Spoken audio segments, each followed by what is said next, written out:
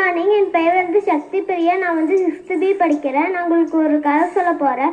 இந்த கதையோட பேர் என்னன்னா எறும்பும் வெட்டுக்கிளியும். ஒரு காட்டுல எறும்பும் வெட்டுக்கிளி கூட்டமும் வாழ்ந்து வந்துச்சம்மா. அந்த எறும்பு எப்பயும் சுறுசுறுப்பா இருக்குமாம்மா. வெட்டுக்கிளி எப்படியும் சோம்பேறித்தனமா பாட்டு பாடிட்டு இருக்குமாம்மா. ஒரு நாள் எறும்பு கூட்டம் தானியத்தை சேகரிச்சிருக்கும் போது ஒரு எறும்பு கூட்டத்துக்கு ரொம்ப முடியலையம்மா. அது வெட்டுக்கிளிக்கிட்ட போய் ஹெல்ப் கேட்டுச்சும்மா. அது என்னால் செய்ய முடியாது, வேணுமானா நீயே தூக்கிட்டு போ அப்படின்னு சொல்லிச்சம்மா. அதுக்கு அந்த எறும்பு சொல்லிச்சம்மா, கொஞ்சம் ஹெல்ப் பண்ணு அப்படின்னு சொல்லும்போது நான்ல ஹெல்ப் பண்ண முடியாது அப்படின்னு சொல்லிச்சம்மா. அப்புறம் அந்த எறும்பு கஷ்டப்பட்டு தானியத்தை தூக்கிட்டு போச்சம்மா. அது சொல்லிச்சம்மா, கோடை காலத்துக்கு நீ எதுவுமே சேமிச்சு வைக்கலையா, நீ சும்மா பாட்டு பாடிட்டே இருக்க அப்படின்னு கேட்டுச்சம்மா. நான் சேகரிக்காம இருக்க, உனக்கு என்ன வந்துச்சு அப்படின்னு சொல்லிச்சம்மா.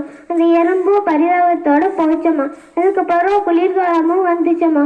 குளிர்காலத்துல எறும்பு நல்லா சந்தோஷமா இருந்துச்சும்மா. வெட்டுக்கிளி கோடை காலத்துல எதுவும் சேகரிச்சு வைக்காம ரொம்ப கஷ்டப்பட்டு இருந்துச்சும்மா. அதுக்கப்புறம் வெட்டுக்கிளி எறும்பு கூட்டத்தை பார்த்துச்சும்மா. அது சந்தோஷமா உணவை சாப்பிட்டு இருந்துச்சும்மா. அதுக்கப்புறம் அதுக்கிட்ட போய் ஹெல்ப் கேட்கலான்னு எறும்பு கூட்டத்துக்கு போச்சம்மா. போய் கதவை தட்டுறதுமே ஒரு எறும்பு என்ன அப்படின்னு கேட்டுச்சம்மா வெட்டுக்கிளி கிட்ட. வெட்டுக்கிளி சொல்லிச்சம்மா, எனக்கு இருக்கிறதுக்கு கொஞ்சம் இடமும் கொஞ்சம் தானியமும் தருங்க அதுக்கப்புறம் சொல்லிச்சம்மா.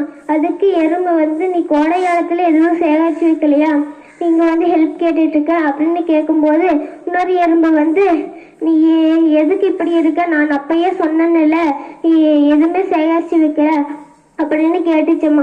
அதுக்கு நான் அன்னைக்கெல்லாம் ஃபுல்லா பாட்டு பாடிட்டே இருந்தேன், அதனால நான் எதுவும் சேகரிச்சு வைக்கல அப்படின்னு சொல்லிச்சம்மா. அதுக்கப்புறம் அந்த எறும்பு சொல்லிச்சம்மா, நான் உனக்கு இதுக்கு மேல இடம்பு தரமாட்டேன், தானியக்கும் தரமாட்டேன் அப்படின்னு சொல்லிச்சம்மா. அந்த வெட்டுக்கிளியுமே பரிதாபத்தோட அப்படியே போச்சம்மா. நன்றி.